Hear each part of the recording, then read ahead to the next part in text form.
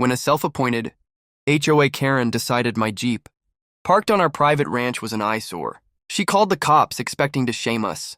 What she didn't expect was Grandpa stepping out in full sheriff's uniform, his badge gleaming, reminding everyone that respect and law run deeper than petty control. The dust of the ranch road swirled lazily in the late afternoon sun as I tightened the straps on the feed bags. Our land stretched far and wide, acres of golden fields that rolled into clusters of trees, the river cutting across like a silver ribbon. My Jeep, mud-streaked from the morning's ride to check cattle fences, sat parked near the front gate, leaning slightly on the slope of gravel. To me, it was just a work vehicle, tough, reliable, and seasoned with every scratch telling a story of use. But to someone like Karen, it was apparently a crime against humanity.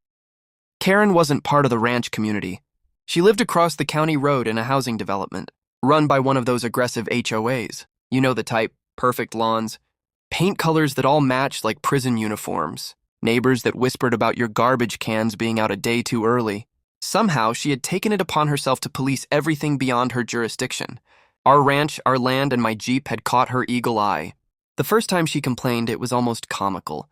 She marched up to our gate wearing oversized sunglasses, clutching a clipboard like she was on official duty, and announced in a shrill voice that vehicles like that ruin the neighborhood aesthetic. Grandpa, who was sitting on the porch cleaning his boots, had simply tilted his hat, grunted, and gone back to work without acknowledging her. That silence seemed to offend her more than words ever could. Over the next week, she returned twice more, each time escalating her tone. She scribbled on her clipboard, took photos with her phone, and threatened fines that had no jurisdiction over our ranch. "This community has standards," she said with a stern wag of her finger, "and this eyesore of a Jeep violates them all." I tried explaining, politely at first, that our ranch wasn't part of her HOA, that our land was private and had been in the family for generations, before her subdivision even existed. But Karen thrived on conflict, and my calm tone only seemed to fuel her indignation. By Friday, she stood outside our fence again, this time with two of her HOA friends in tow, pointing at the Jeep like it was a rotting carcass in a manicured garden. Her voice carried across the field as she proclaimed, "I will not tolerate such disrespect to this neighborhood. If you don't move it, I'll call the authorities myself." I laughed under my breath. The authorities? Over a Jeep on private land? But something about the way her friends nodded in agreement made me uneasy. People like Karen didn't just complain. They weaponized rules that didn't exist and tried to force them onto everyone else. That night over dinner, I mentioned it to Grandpa. He listened quietly as he always did, his weathered hands folded over the table, his face calm but his eyes sharp. "She called you disrespectful?"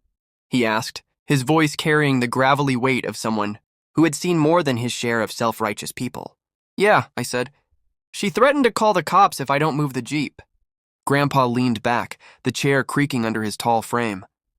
"Son," he said slowly, "people like her don't stop when you ignore them." "They push until they feel power. Let her call the cops. Let's see what happens when the law actually shows up." The way he said it made me pause. Grandpa wasn't just some old rancher. Before he retired to the land, he had been sheriff of this county for over 30 years. Everyone who lived here longer than a decade knew his name, his reputation, and the fairness with which he carried his badge. But Karen, having moved from the city just a couple of years ago, had no idea who she was messing with.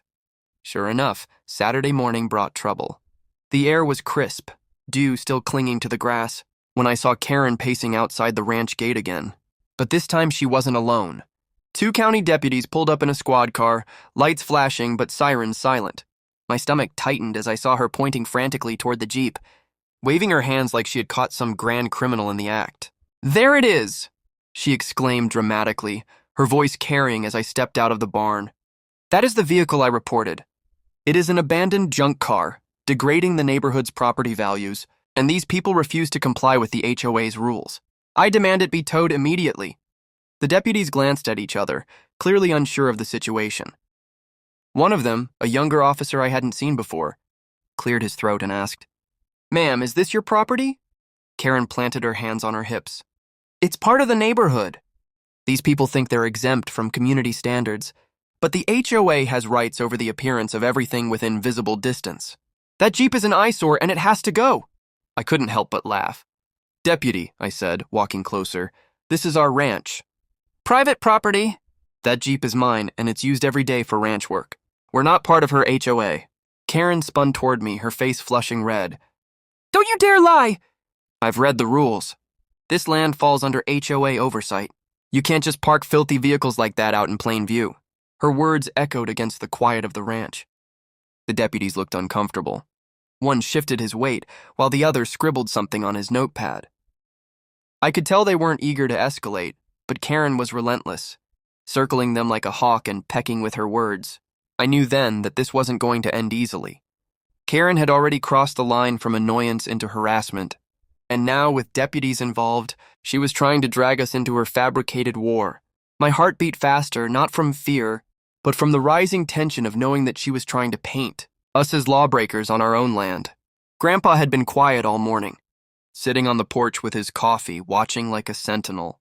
He hadn't moved when the deputies arrived, hadn't spoken when Karen started her tirade. But as she raised her voice louder, insisting that the Jeep was a crime against community order, I saw him slowly rise to his feet. The air seemed to shift. The deputies noticed him too, their posture changing slightly as if sensing an authority greater than their badges. Was about to step forward. Grandpa set his coffee mug down with deliberate calm, his boots crunching on the gravel as he walked toward us. He was tall, broad-shouldered even in his 70s, and carried himself with a presence that made people instinctively step aside. He wore jeans, a button-down shirt tucked neatly under his leather belt, and as he drew closer, I saw the glint of something on his chest pocket. It wasn't just a belt buckle or a piece of jewelry. It was the sheriff's badge he had kept all these years, polished and gleaming in the morning sun. And Karen, who had been so loud, suddenly fell silent. The silence that settled when Grandpa approached wasn't ordinary silence. It was heavy, charged, the kind of pause where everyone instinctively waits to see what happens next. Karen's mouth opened like she was ready to launch another tirade. But for the first time since this drama began, no words came out. Grandpa stopped just inside the gate, his posture calm but commanding. His weathered face bore the lines of decades spent in sun and storm, yet his eyes were as sharp as they had ever been. He nodded politely at the deputies, then glanced at Karen, who was visibly flustered under the weight of his steady gaze. "Morning, officers," Grandpa said, his voice low and deliberate. "What seems to be the issue here?" The younger deputy, the one with the notepad, cleared his throat. "Sir, this woman reported an abandoned vehicle on the property. We were asked to check whether it's a violation of any county ordinances." Grandpa turned slightly, his eyes resting on the Jeep parked by the fence. His lips tugged upward in a faint smile, and then he looked back at the deputy. "That Jeep belongs to my grandson. It's in use every day. Not abandoned, not a violation. It's sitting on our land." End of story. Karen found her voice again, though it came out higher-pitched than usual. "Don't you dare dismiss this. That thing is degrading property values. The HOA has very clear rules." Grandpa raised a hand, and it was remarkable how even Karen stopped mid-sentence. He didn't raise it aggressively, just enough to signal that it was his turn to speak. "Ma'am," he said slowly, "this is a working ranch. We're not part of your HOA. Your rules don't apply here. You've been told this before. Calling deputies out here wastes their time and mine." The deputies shifted uncomfortably, their eyes darting between Grandpa and Karen. Clearly, they weren't eager to side with her, but they also hadn't realized yet who exactly they were dealing with. Karen, however, puffed herself up like a bird about to strike. "You don't scare me," she snapped. "You think just because you've got a bigger voice than me, I'll back down? Absolutely not. This Jeep has been sitting there for days. It's filthy, disgusting, and it violates community standards. If you won't do something about it, then these officers will." The younger deputy rubbed the back of his neck. "Ma'am, again, if this property isn't under HOA jurisdiction, then..." Karen cut him off. "Don't you dare patronize me. I pay HOA fees, and that gives me rights. You're obligated to enforce them." At that, Grandpa let out a short laugh, the kind that wasn't meant to mock, but to underline how absurd the situation had become. He looked at the deputies, then stepped forward, pulling something from his back pocket. The morning light caught the gleam of polished leather and metal as he flipped open a worn badge wallet. "Obligated, huh?" Grandpa said. His voice carried the weight of authority, steady and unmistakable. "Deputies, let me make this clear. I'm retired Sheriff Hank Walker.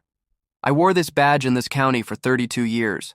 I know every law, every ordinance, and every game people like her try to play. There is no legal basis for what she's demanding. The deputy's eyes widened, and suddenly their posture changed. Shoulders squared, tone more respectful, they both nodded quickly. The older of the two spoke up. Sheriff Walker, Mr. Walker. It's an honor, sir. We had no idea. Grandpa waved it off. Just Hank now, but I didn't hang up my knowledge with my hat. This is private property, and this Jeep is no more an eyesore than the dirt under our boots. You boys don't need to waste another second on this nonsense. Karen, however, was not one to give up easily.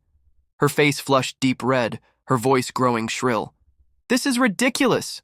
I don't care who you think you are. Retired or not, you don't have authority anymore. These officers answer to the law, and the law says my HOA has rights. Grandpa turned toward her slowly, his eyes narrowing just enough to freeze her mid-step. No, ma'am, he said, his voice low but cutting through the air like a knife. The law doesn't say that. What you're doing is harassment, trespassing even. You've set foot on this property more than once without permission, taking photos, shouting at my family, threatening us with rules that don't exist. If you keep it up, the next report won't be about a Jeep. It'll be about you. The deputies nodded, clearly siding with him now. One of them pulled Karen aside, speaking in a firm but controlled tone. I couldn't hear every word, but the gist was obvious. She had overstepped, and they weren't about to enable her any further. Karen's hands flailed as she tried to argue, her voice rising in indignant protests. But the deputies held firm. I stood back, watching the scene unfold with a mixture of pride and relief. Grandpa wasn't raising his voice, wasn't intimidating with threats. He didn't have to. His presence, his history, and the quiet force of truth were enough to strip Karen's bluster down to nothing. Still, she wasn't about to leave without one final jab. She spun back toward us, pointing her finger in the air like she was swearing an oath. You may think you've won this round, but mark my words, this isn't over. I'll bring this up with the HOA board, and they'll escalate it. You can't hide behind your badge forever. Grandpa smiled faintly, almost pitying her. You go ahead, ma'am. You take it to your board. But remember this, every time you drag deputies or anyone else out here on false pretenses, you're building a record. And records have consequences. Her face twisted with rage, but there was no comeback left in her arsenal. The deputies ushered her toward her car, where she slammed the door so hard it echoed across the ranch. Gravel flew under her tires as she sped away, her indignation trailing behind like exhaust fumes. The deputies lingered for a moment, apologizing for the disturbance. Honestly, Mr. Walker, the older one said, she's been calling us on different neighbors for weeks now. Noise complaints, yard complaints, even someone's mailbox. We try to mediate, but well, you can see how she is. Grandpa nodded knowingly. I've dealt with worse, but don't waste your resources chasing her whims. The law's meant to serve justice, not petty control. As they drove off, the ranch returned to its peaceful rhythm. The birds resumed their chatter in the trees, the wind rustled through the grass, and the Jeep sat exactly where it had always been. Silent proof that all of Karen's noise had achieved nothing. I turned to Grandpa, shaking my head. You really showed her, Grandpa. I don't think I've ever seen her that speechless. He chuckled softly, patting me on the shoulder. Son, people like her only understand boundaries when they're set firm. She thought she could intimidate you because you're young, because she figured you wouldn't fight back. But she forgot. This is our land, and we've stood our ground longer than she's been alive. His words stuck with me. It wasn't just about a Jeep, or Karen, or the HOA. It was about standing firm against anyone who tries to bully their way into control. And in that moment, I realized just how much strength there was in quiet authority. The kind Grandpa carried not with noise, but with presence. Over the next few days, Karen didn't show up at the ranch. I half expected her to appear with new complaints, maybe dragging her HOA board members along for backup. But she kept her distance, though I did notice her driving by slowly more than once, glaring at the Jeep like it was personally taunting her. Meanwhile, word spread in town. People always talked, especially in small communities, and the story of Karen trying to sic deputies on Sheriff Walker's family was too juicy not to share. At the feed store, at church, even at the diner, folks chuckled about how HOA Karen had finally met her match. Some neighbors even came by to shake Grandpa's hand, thanking him for reminding everyone what real law and order looked like. But Karen wasn't finished. Deep down, I knew she wasn't the type to lick her wounds quietly. She thrived on control, and when control was denied, she schemed for another angle. And sure enough, trouble came knocking again. Though this time, it wasn't with deputies. 1 week later, I found a letter taped to our gate. It was typed, formal-looking, stamped with the HOA logo. Notice of violation, it read, accusing us of multiple infractions. Unsightly vehicle, unauthorized fencing, even noise disturbances from the cattle. At the bottom in bold, it threatened fines and legal action if we didn't comply within 10 days. I crumpled it in my hand, fury rising. They had no authority here. None. Yet Karen had twisted her HOA board into believing they could extend their reach across the county road. I took the letter to Grandpa. He read it silently, then folded it neatly and set it on the table. "Looks like she's doubling down," he said. "Well, if it's a fight she wants, it's a fight she'll get. But this time, we won't just wait for her to come to us. We'll take the truth straight to her board." The following Saturday dawned crisp and clear, the kind of morning that made the whole ranch glow in golden light. But my thoughts weren't on the cattle or the fences that needed checking. They were on the letter folded neatly in Grandpa's shirt pocket. Karen had finally gone too far, dragging her HOA board into her obsession and threatening us with fines that held no legal weight. Grandpa wasn't a man who liked drama, but he wasn't about to let anyone trample over his family either. After breakfast, he disappeared into his room for a while. When he came back out, I had to stop and stare. He wasn't in his usual ranch clothes. Instead, he wore his old sheriff's uniform, pressed and spotless as if he'd just come off duty yesterday. The khaki shirt bore the familiar patches of our county, his badge gleamed proudly on his chest, and his wide-brimmed hat sat square on his head. His boots shone, polished to a mirror finish. For a man in his 70s, he cut a figure that radiated authority so powerful it made the air feel heavier. "Grandpa," I whispered, "you're really going in uniform?" He adjusted his hat, his eyes hard with resolve. "Sometimes, son, words aren't enough. People like Karen and the kind of board she's manipulated don't respect reason. They respect symbols. And this uniform, this badge, isn't just cloth and metal. It represents the law of this county. That's what they'll understand." 2 hours later, we drove the Jeep across the county road into Karen's subdivision. It felt strange seeing the neat rows of identical houses, all painted in shades of beige and gray, their yards trimmed to within an inch of their lives. The streets were quiet, almost eerily so, as if the entire neighborhood existed under constant inspection. The HOA office sat at the corner of the development, a squat little building with blinds, drawn tight and a sign out front declaring, "Community standards preserve harmony." It looked more like a probation office than anything harmonious. When we walked in, the air conditioner hummed loudly, filling the sterile lobby. Behind a counter sat a receptionist who looked up, her eyes widening slightly at the sight of Grandpa in full uniform. She stammered, "Can I help you, sir?" Grandpa's voice was calm, measured. "We're here to speak with the board about this violation notice." He slid the letter across the counter. "Call them in now." Minutes later, we were ushered into a small conference room where 5 board members sat around a long table. Karen was among them, of course, sitting proudly in the center as if she were the queen of the kingdom. Her smug grin faltered the moment she saw Grandpa in uniform, but she quickly masked it with indignation. "What is this?" she demanded, trying to sound authoritative. "Why are you dressed like that? You don't have jurisdiction here." Grandpa ignored her and placed the letter in front of the board chair. A balding man in a polo shirt who looked like he wanted to be anywhere else.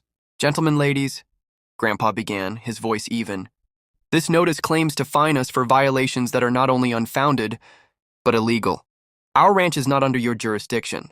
You have no authority to impose rules, fines, or demands on our property. This," he tapped the letter with a calloused finger, "is harassment." The chair shifted uncomfortably. Well, Mr. Walker, the HOA does have broad authority to preserve community standards. Visible properties are often subject to review, and if Grandpa cut him off with the kind of authority that brooked no argument, not that broad. I know the law of this county inside and out. I enforced it for 32 years. You cannot extend your rules across a county. Road onto private agricultural land that has existed since before this subdivision was built. If you attempt to collect fines or pursue legal action, I assure you, you'll find yourselves on the wrong end of a counterclaim. Karen slammed her hand on the table. You can't threaten us! This board has power. That Jeep is an eyesore, your ranch is a nuisance. And if you think dressing up in your little costume will scare me, you're wrong. Grandpa turned to her slowly, his expression unreadable. Ma'am, he said in a tone so calm it was almost chilling. This uniform isn't a costume, it's a reminder that the law is bigger than your ego. And if you continue harassing my family, you'll find that even retired, I still know how to make the system work exactly as it's supposed to. The room fell silent. Even the board members looked uneasy, their eyes flicking between Karen's flushed face and Grandpa's steady, unflinching presence. Finally, one of the older women on the board cleared her throat. Mr. Walker, if what you're saying is true, and given your record, I believe it is, then this notice was sent in error. The HOA will formally withdraw it. Karen whipped her head toward her. What? You can't just back down. He's bluffing. But the board chair shook his head. No, Karen, he isn't. We've already stretched our authority too far with these letters you pushed us into sending. If we get dragged into a legal battle with the Walker Ranch, we'll lose, and it'll cost the HOA thousands. This stops here. Karen's face twisted with rage. She opened her mouth to argue again, but the board chair cut her off sharply. Enough. You've wasted enough of our time and the sheriff's time. This matter is closed. The humiliation on Karen's face was unmistakable. For once, she had no words. She sat back in her chair, trembling with fury, her lips pressed into a thin line as if holding back a scream. Grandpa stood, adjusting his hat. Good choice, he said simply. I'd advise keeping a tighter rein on your board in the future. Some of you may have forgotten, but this county remembers who I am, and they'll remember if you try to abuse your authority again. With that, he walked out, his boots echoing on the tile. I followed, my chest swelling with pride as whispers rippled behind us in the boardroom. Outside, the sunlight felt brighter, the air fresher. The Jeep sat waiting, as if daring Karen to try again. When we climbed in, I couldn't hold back my grin. Grandpa, that was incredible. You didn't just shut them down, you crushed them. He chuckled softly, his hands steady on the wheel. Son, it wasn't about crushing anyone. It was about drawing a line. You let people like Karen push that line, they'll never stop. You stand firm once, they usually think twice before trying again. And he was right. Karen never came back to our ranch after that day. She still lived across the county road, still gave us nasty glares whenever she drove by, but she no longer dared to cross the fence or call deputies on us. The board, too, stayed quiet, their threats silenced by the weight of the law and the presence of a man who had spent his life upholding it. The Jeep stayed exactly where it always had, mud-splattered, dependable, and utterly unapologetic. To me, it became more than just a vehicle.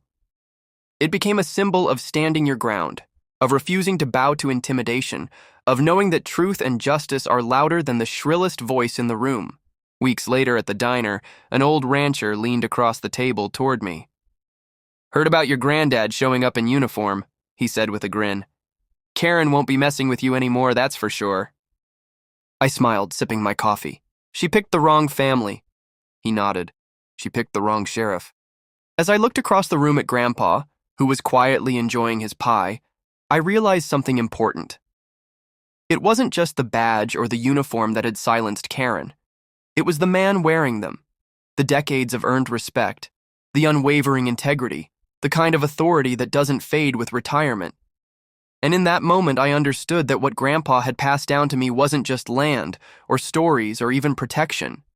It was the lesson that sometimes the strongest thing you can do is stand tall, unshaken, and remind the world what real strength looks like. And on our ranch, with that Jeep parked proudly by the fence, that lesson would never be forgotten. Some people think control comes from rules, fines, or loud voices. But true authority comes from integrity, respect, and the courage to stand your ground. Karen learned that the hard way when a Jeep and a retired sheriff reminded her, and everyone else, that some boundaries are never hers to cross.